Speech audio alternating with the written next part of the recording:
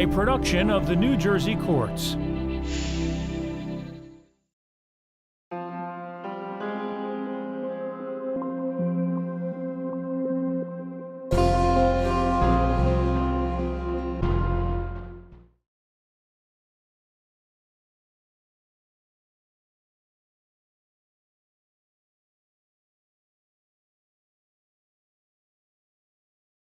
I left Cuba in 1971.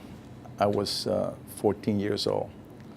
And we left together as a family. We went to Spain.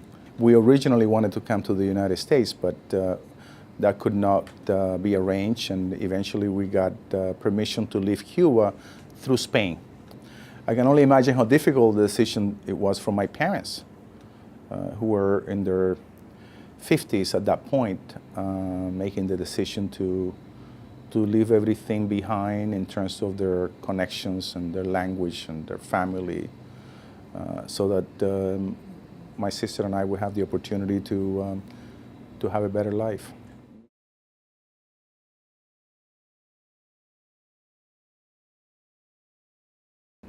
The opportunity and freedom, I should say. I think those are the two very important reasons why we left.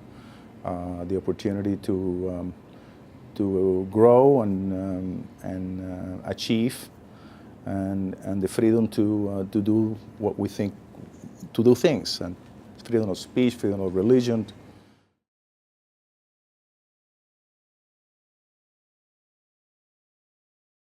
My parents just regular, you know, they neither one of them went to college. You know, my father worked in construction. My mother did different works, mainly in Cuba, mainly at home. In Spain, she ended up working more because we all needed to work. My sister went to work, I went to work, my father, you know, everybody was in the family worked. And I went to school at the same time. So, you know, Spain was another challenging character building experience.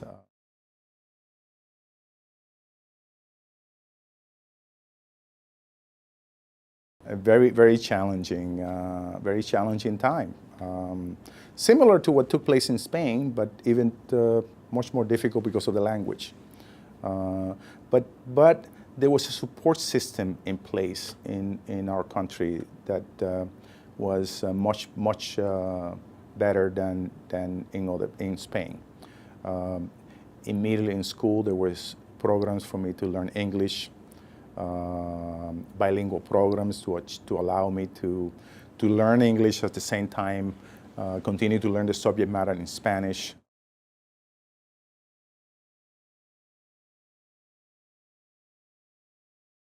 In January of 1976, Jimmy Carter had just been elected president, and I was I took an intercession course from college in Washington, and part of the course was to attend Supreme Court hearings and Supreme Court arguments. So I had the opportunity to go there for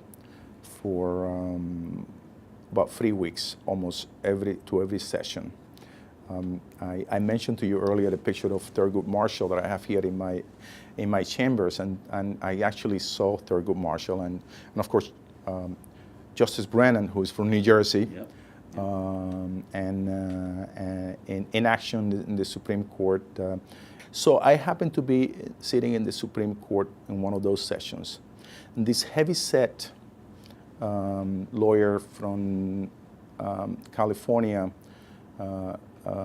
came up and to argue a case.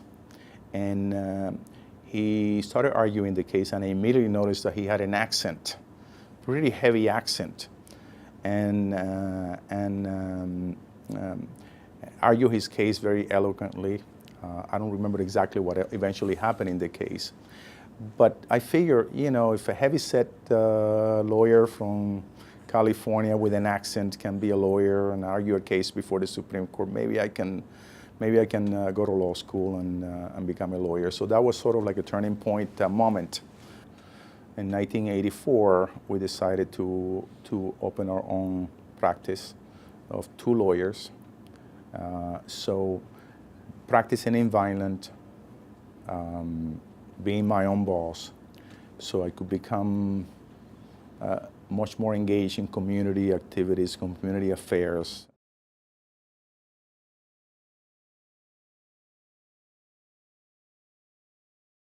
Governor McGreevey got elected.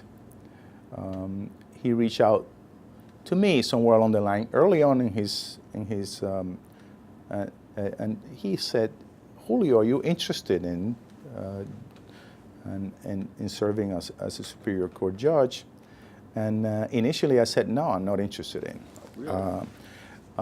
But it was 11 o'clock at night one night when I was at City Council in the city of Vineland, and people were. I don't remember exactly what they were complaining about it that particular day, but I said, maybe I should consider doing something else that won't take me away from my family at night every night and give me perhaps a little bit better quality of life and being able to serve in a different capacity.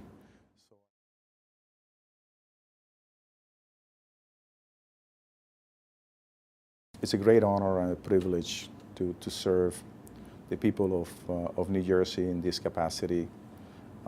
I love my job. I love what I do. I'm committed to living up to the standards of and the principles of the judiciary every single day. I come here every day trying to do the right thing and do it to the best of my ability. I see it as an opportunity to show others that the judiciary as an institution is an inclusive institution, and that if you work hard and you do a good job and you perform, you performed your job according to the standards of principles of the court, that you will have an opportunity to compete for any position.